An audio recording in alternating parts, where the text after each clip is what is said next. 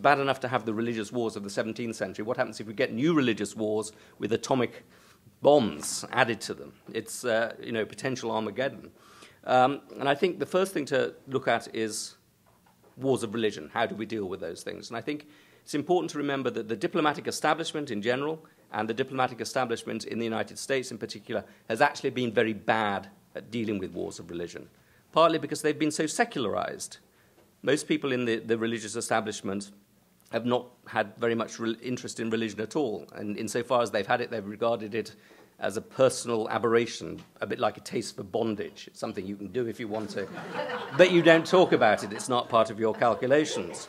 And this refusal to recognize the importance of religion has led to all sorts of calamities.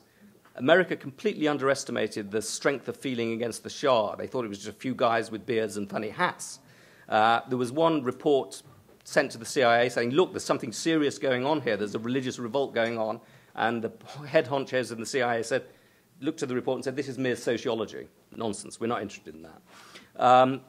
America looked at Hezbollah and decided to interpret it in terms of left-right politics, secular politics, missing the slight clue in the word Hezbollah, which means party of God.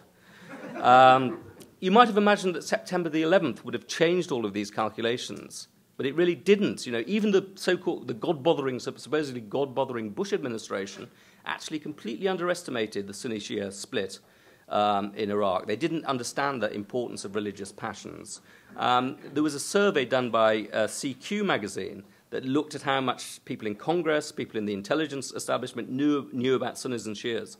And the answer was virtually zero. They didn't know anything about it. The one guy who ran the intelligence department of the FBI said, yes, I think that's quite an important thing. And then he misidentified Iran as a Sunni country. So I think this massively damps down our capacity to understand the capacity of the foreign policy establishments to understand what's going on in the world at the moment. It also massively reduces its capacity to solve problems, because the only way quite often to solve religious problems, wars of religion, is to use the people who are involved in those wars, the leaders of those religious communities, to bring them to the table, to get them to be part of the negotiations that solve these problems. You cannot provide purely secular solutions to wars of religion. You have to involve religious leaders. That is what Britain eventually did in Northern Ireland, bringing together the leaders of the Protestant community and the Catholic community. That's got to happen all around the world.